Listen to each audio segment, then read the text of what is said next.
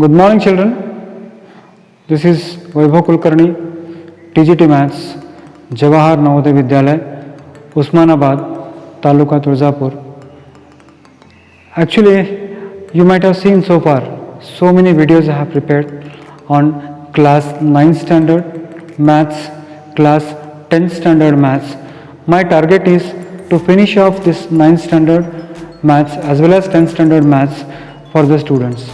And along with that, I have also prepared some videos called as Basic Maths for All, in which so far I have almost completed 20 videos and I will be taking up to 40 videos.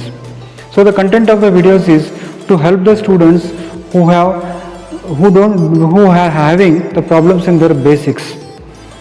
If the students see those basics and they try to do the problems of 9th and 10th standard, I feel that they will feel 9th and standard Maths very easy, because as an experienced teacher from last 26 years and plus some 3 years outside Navodaya, I have come to know some of the difficulties that the student face when they come in 9th and 10th standard. So with that intention, I have prepared the videos for Basic Maths also. Now this Basic Maths video can be seen even by 6th standard students, 7th standard students, 8th standard students, 9th standard students and 10th standard students. My channel name, as you all know, Maths Made Easy with Vaibhav Kulkarni. This is my channel name. The purpose of making this channel is to give standard coaching to the students who are suffering a lot because of this corona pandemics. Students are finding it very difficult to get the teachers. Most of the colleges are closed, most of the schools are closed, and in that context, students should be able to do maths. With that noble intention, this channel has been started. So I hope you might have already started seeing my channel. I want that you should subscribe it, share it, and even you can share your comments so that we can have an interactive class through mobile and through my internet, through my YouTube channel, Maths Made Easy with Vaibhav Kulkarni. And again, one good news that I am going to give you all, dear children, is I am also shortly starting this on my Facebook also. So shortly you will be seeing me on the Facebook also. You need to search for my page and then you click on my page and then you will get all the updates on the Facebook also. So dear children, try to understand the noble intention and share with as many people as you can. And you are free to share your views in the comment box. Good afternoon, children.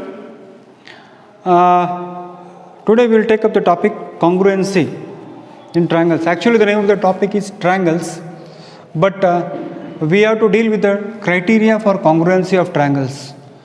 When I say congruency, first thing that you should understand is what is congruency. जब मैं congruency की बात करता हूँ तो पहले congruency क्या है वो हम देखेंगे, उसके बाद हम बात करेंगे एक एक करके. आज का टॉपिक केवल इंट्रोडक्शन होगा और कल से हम इस इंट्रोडक्शन के आधार पे आपके टेक्स्ट बुक के कुछ प्रॉब्लम्स हम सॉल्व करेंगे. तो आज का टॉपिक जो है दैट इज कॉन्ग्रुएंसी. पहले तो देखते हैं कॉन्ग्रुएंसी क्या है, व्हाट इज कॉन्ग्रुएंसी. कॉन्ग्रुएंसी ये टॉपिक केवल मैथ्स के टेक्स्ट बुक में नहीं है. This is the topic that you are dealing with in your day to day. Daily आप इसको करते इस्तेमाल करते हैं कॉन्ग्रुएंसी को. सर कैसे? आप मोबाइल, अगर एक ही कंपनी का मोबाइल अगर सेम ब्रांड आप ले आते हो तो दोनों मोबाइल कॉन्ग्रुएंट होगा. एक ही कंपनी का अगर आप मान लीजिए शर्ट ले आते हो सेम नंबर वाला, दैट इज़ कॉन्ग्रुएंट. या सॉक्स के नंबर आप जानते हो, जूतों का नंबर आप जानते हो, चप्पल के नंबर होते हैं, तो वो सारे ब्रांड एक ही ब्रांड के जब लेते हो आप तो दिखने में सेम दिखता है. It looks alike. The things which look exactly alike is called as congruency. जो बिल्कुल हुबेहुब जिसको हम बोलते हैं वो सेम लगेगा तो उसको हम बोलते हैं कॉन्ग्रुएंसी. जैसे अपने दोनों आंखें हैं कॉन्ग्रुएंट है, अपने दोनों हाथ हैं बच्चों कॉन्ग्रुएंट है, दोनों पाँव हमारे कॉन्ग्रुएंट है, दोनों कान हमारे कॉन्ग्रुएंट है.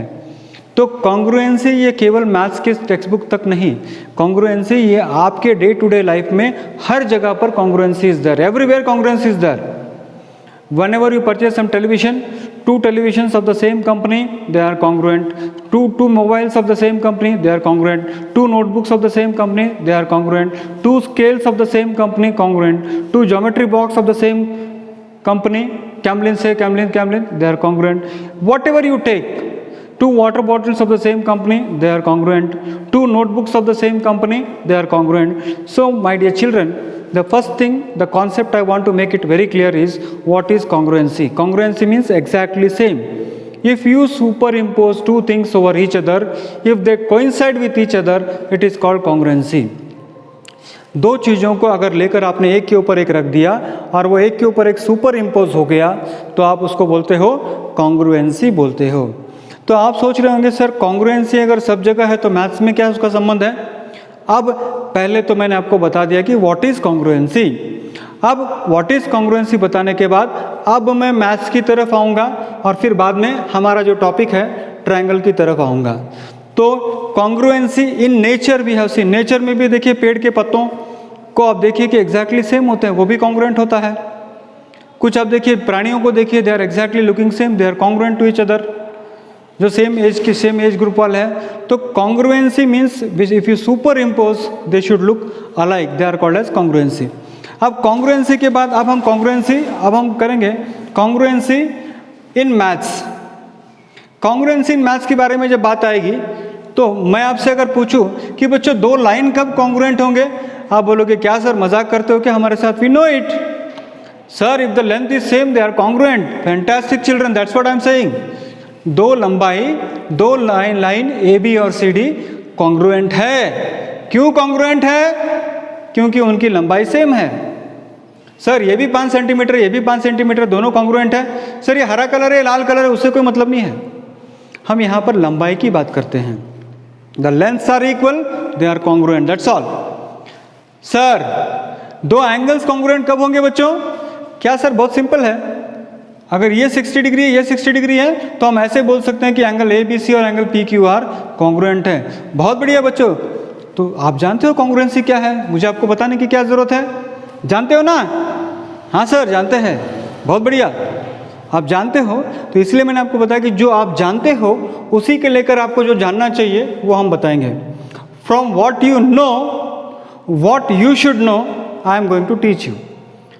सर ये सारी बातें हम जानते हैं, इसलिए तो मैंने इसको बेसिक इंट्रोडक्शन में, आज का टॉपिक का नाम ही इंट्रोडक्शन है। आज हमको पढ़ाएंगे नहीं, आज को आपको समझाएंगे। और एक बार समझ जाने के बाद आपको मेरा पढ़ाना आसान हो जाएगा। अगर आप समझोगे नहीं तो मेरा पढ़ाना मुश्किल होगा। समझ के पढ़ना और ना समझ के पढ़ने में फ़र्क होता है। If you understand and do it, you can do it yourself. If you don't understand and do it, your teacher will have to do it.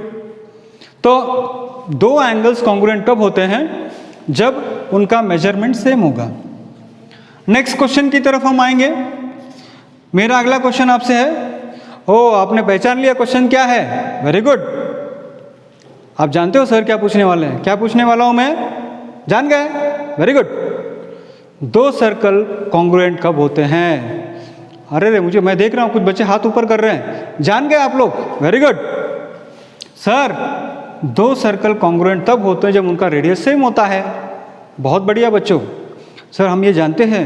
Excellent, that's great, you already know it and I too know that you know it. और सबसे बढ़िया example मैं बता दूं बच्चों, अगर आपने देखा होगा कि आपके माताजी या बहन चूड़ियाँ पहनते हैं, सारे कॉन्ग्रुएंट पहनते हैं। वो क्या करते हैं? सुपर इम्पोज करते हैं, एक के ऊपर एक रखते हैं उसको, और सुपर इम्पोज करने के बाद सारे चूड़ियों का रेडियस सेम होता है।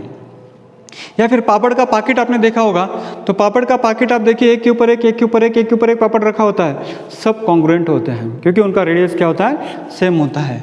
हाँ सर समझ में आ गया। पापड़ खाते हो? यस सर, बहुत बढ़िया। तो जब भी अगली बार पापड़ देखोगे तो कॉन्ग्रुएंसी भी थोड़ा ध्यान में लाना। अब रेक्टेंगल, अगर मैं पूछूं आपसे कि रेक्टेंगल कॉन्ग्रुएंट कब होंगे?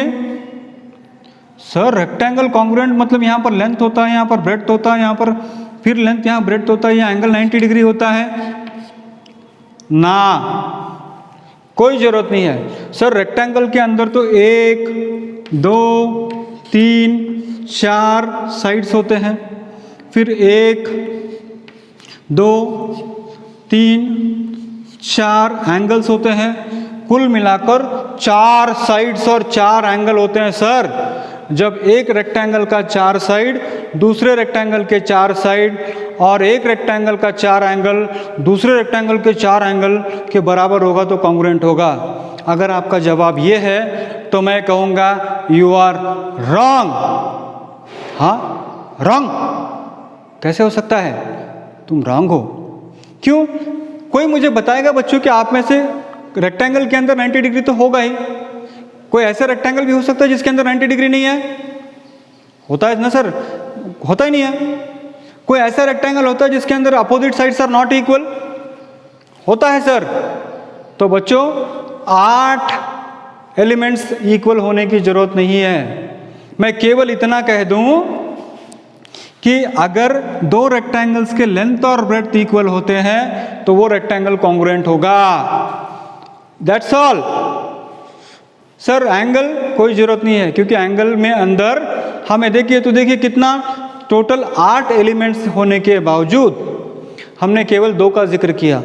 अगर कोई भी रेक्टेंगल के अंदर लेंथ और ब्रेड्थ इक्वल होगा तो वो दोनों रेक्टेंगल क्या होंगे? कॉन्ग्रुएंट होंगे। That's all sir. 8 एलिमेंट्स होने के बावजूद 8 चीजें हैं सर, 4 साइड है सर, 4 एंगल्स है सर। जानता हूं भाई, इसीलिए तो मैं आपको बता रहा हूं कि रेक्टेंगल की क्राइटेरिया जब आती है at that time you should always say when length and breadth of the 2 rectangles are equal they are congruent. Sir square में भी वही हाल है ना सर। स्क्वायर में 1 2 3 4 साइड्स, फिर 1 2 3 4 एंगल्स, यानी इस स्क्वायर के 4 एंगल्स इस स्क्वायर के बराबर होना चाहिए, इस स्क्वायर के 4 साइड इस स्क्वायर के बराबर होना चाहिए। हाँ, कुछ बच्चे हंस रहे हैं, कुछ बच्चे मुंडी भी हिला रहे हैं। नहीं सर, इसकी जरूरत नहीं है। जवाब दे दिया आपने, यस। अगर किसी स्क्वायर का साइड इक्वल है तो कॉन्ग्रुएंट है, दैट्स ऑल। देखो 8 चीजें होने के बावजूद, 8 चीजें होने के बावजूद आपने केवल एक चीज अगर इक्वल हो तो कॉन्ग्रुएंट हो जाएगा। यानी अगर 2 स्क्वायर्स तुम्हारे सामने रखे हैं, तुमने अगर लेंथ उसकी नाप ली, सर इसका लेंथ और इसका लेंथ इक्वल है, तो बाकी नापने की जरूरत ही नहीं है, क्योंकि स्क्वायर के अंदर सारे साइड्स इक्वल होते हैं, स्क्वायर के अंदर सारे एंगल्स इक्वल होते हैं। So you need not have to test all the 8 sides, 4 sides and 4 angles. If one side is equal, it is congruent. That's all. Over. Sir का कितना देखिए, 8 एलिमेंट को हमने केवल एक एलिमेंट में कन्वर्ट किया, यानी बार बार आपको ये एंगल नापने की जरूरत नहीं है। तो ये हुआ कॉन्ग्रुएंसी। इन पहला तो हमारा टॉपिक था कॉन्ग्रुएंसी का मतलब क्या है, congruency in our day to day life. दूसरा था कॉन्ग्रुएंसी बेसिक्स, जो अभी आपने पढ़ा। अब हमारी बात आती है ट्रायंगल्स के बारे में। 2 ट्रायंगल्स कॉन्ग्रुएंट कब होंगे? सर ट्रायंगल्स आपको पता नहीं सर, ट्रायंगल्स के अंदर क्या होता है सर? 1 2 3 साइड होता है सर, एंगल होता है 1 2 3। सो जब एक ट्रायंगल का 3 साइड दूसरे ट्रायंगल के 3 साइड के बराबर और एक ट्रायंगल का 3 एंगल दूसरे ट्रायंगल के 3 एंगल के बराबर होगा, तब 2 ट्रायंगल कॉन्ग्रुएंट होंगे सर। अरे भाई, तुम्हारा कहना कुछ हद तक सही है, एलिमेंट सेम होना चाहिए, मगर जरूरी नहीं है कि तुम हर बार ये साइड नापो, ये साइड नापो, ये साइड नापो, ये साइड नापो, ये साइड नापो, ये साइड नापो, ये एंगल नापो, ये एंगल नापो, ये एंगल नापना है, ये एंगल नापना है, ये एंगल नापना है, ये एंगल नापना है। बाप रे, पसीना छूट जाएगा, थक जाओगे। थकना मना है, सिंपल है बच्चों। 2 ट्रायंगल्स, मगर मैं अगर आपसे कहूं कि मैं आपको 50% डिस्काउंट देता हूं, सर डिस्काउंट मैथ्स में? हाँ दे रहा हूं। मैं आपको बता रहा हूं कि 3 साइड्स ट्रायंगल के, इस ट्रायंगल के और 3 एंगल्स इस ट्रायंगल के इक्वल न भी हो तो चलेगा। तो क्या इक्वल होना चाहिए सर? केवल 3 इक्वल हो तो चलेगा।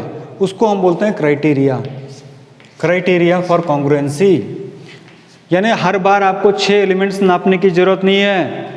आज से याद रखना, किसी भी ट्रायंगल को कॉन्ग्रुएंट कहने के लिए इसके 3 साइड, उसके 3 साइड, इसके 3 एंगल, उसके 3 एंगल, नो। आज से ये रूल लागू होगा। From today onwards you need not waste your time in measuring all the 6 elements here, only 3 elements are required. What are those sir? Yes, here it is. two triangles are congruent if two sides including angle of one triangle are equal to two sides to the sides and the including angle of the other triangle. Sir इसका मतलब क्या होता है? मतलब साफ है board के ऊपर. It is very simple. यहाँ 4 सेंटीमीटर है, यहाँ 4 सेंटीमीटर है, ये दोनों साइड इक्वल है. यहाँ 3 सेंटीमीटर, यहाँ 3 सेंटीमीटर, ये दोनों साइड इक्वल है, बीच का एंगल भी इक्वल है. यानी इसको ऐसे बोलते हैं two sides of one triangle and one including angle of them are equal, triangles are congruent.